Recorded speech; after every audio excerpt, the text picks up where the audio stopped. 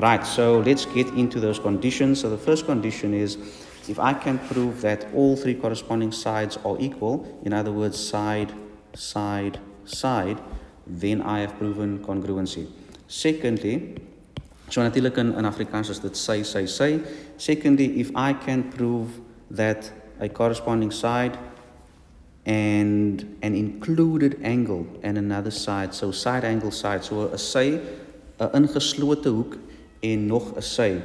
In other words, you need to show that there's a side in the one triangle and a corresponding side in the other triangle with an included angle, meaning an angle in between two sides.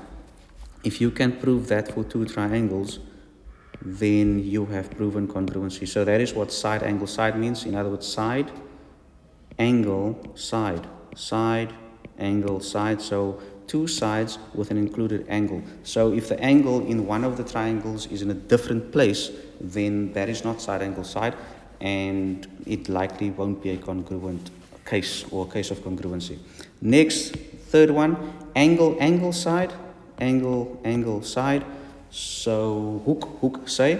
So if you can prove two corresponding angles are equal, as well as a corresponding side, then you have proven congruency. So hoek, say, twee hoeke en 'n ooreenstemmende sy. And then number 4, of course, is 90 degrees. In other words, a right angle, hypotenuse, and another side, a corresponding side. In Afrikaans het ons 90 grade, skynsy, en sy.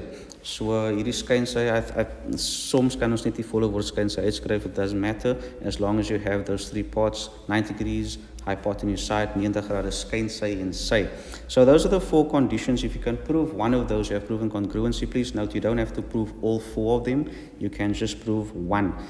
And just another note here by number 3, angle, and a corresponding side. Now, in other words, if I've got 2 triangles here, let's say triangle, let's say A, B, C, and I've got triangle D, E, F.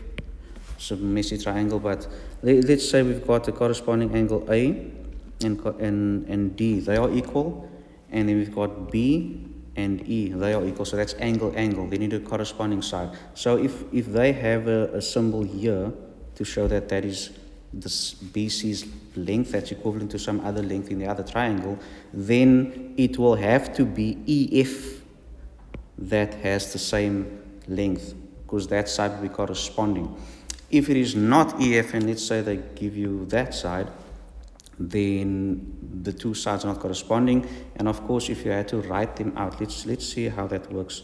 If I write it out, ABC and triangle DEF. Now, based on what I told you earlier, the corresponding sides here would be AB and DE. So AB and DE. And then it would be AC and DF. So AC and DF. And then the corresponding sides, then BC would be BC and EF. So BC and EF. So note then, if this was the scenario, then BC and EF would be corresponding sides. And if they gave it to you like this, where the one dash line is on BC and the other one is on DF, it means it is not a corresponding side, which means those 2 triangles are not congruent. So as hierdie streepies nie in dieselfde plekke is nie, ooreenstemmende sye, dan is dit nie congruent in hierdie geval nie. Alright, so that's hopefully just a quick crash course in terms of the conditions for congruency.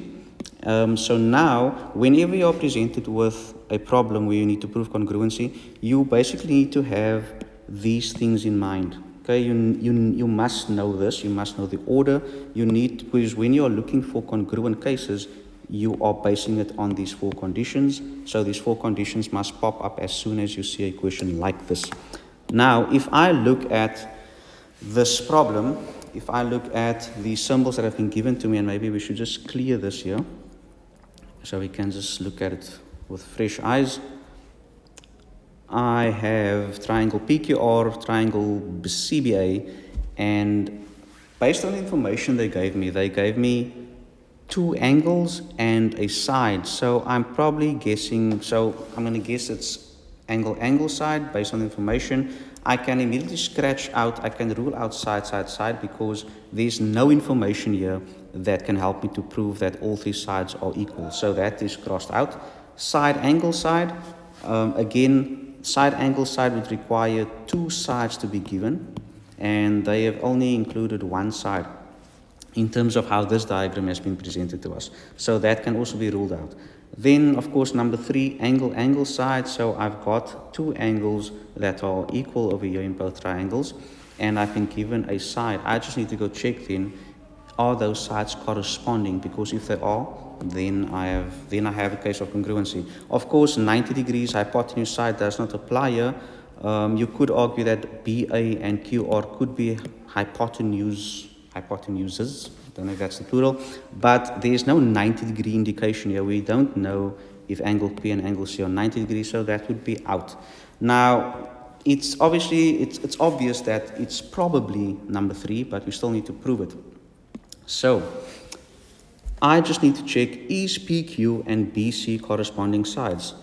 And based on what we've discussed earlier, PQ and BC or CB, they are the corresponding sides based on the order, and we've got PQ and BC, they both have those little lines on them, so that means that they are corresponding sides and they are equal. So we have literally just proven that this is congruent. All we need to do now is write it out properly. Okay, so ons gaan nou die oplossing uitskryf, and we're going to start by saying in triangle PQR and triangle CBA. Remember, you have to say CBA the way they gave it to you. Don't go write ABC, because then you're going to mess up the order and you are going to lose marks or confuse yourself in terms of how the corresponding sides are ordered. So the first thing we can say is when we are writing out our answer, we are wanting to present evidence to show why this is congruent. So we're going to list the things in terms of these conditions. So what can we see? We can see that angle P is equal to angle C. Okay, because that has been given to us. So angle P is equal to angle C. That is given. So again, statement reason. In Afrikaans is dit gegee. Then secondly, so we can just sort of tick that off. Then we've got angle R equal to angle A. So I can say angle R equal to angle A. That's also given. It's given because it was there when we got here. We didn't have to go prove that. Then just tick that off as well. So we've got that. Then also we have now shown, or we can see basically, not shown, we've seen that PQ and BC or CB are equal. So PQ is equal to CB. Again, we say CB because that is the order in which it appears in our name of the triangle. So PQ is equal to CB. That is also given. And now we have it. There will always be 3 pieces of evidence that you need to list. Why? Because all 4 of these conditions have 3 things that you need to look at. 3 things you have to show. So it's either side. So that's 1, 2, 3, or it's side, 1, 2, 3, angle, side, 1, 2, 3, and 90 degrees hypotenuse side. That's 1, 2, 3. So you need to list 3. Not 3 conditions, but 3 pieces of evidence here in order to score all your marks, first of all. Otherwise, you have not presented sufficient reasons to justify why these 2 triangles are congruent. But in this case, we have. So we can say, therefore, triangle PQR is congruent to triangle CBA. And my reason is angle, side, hook, side.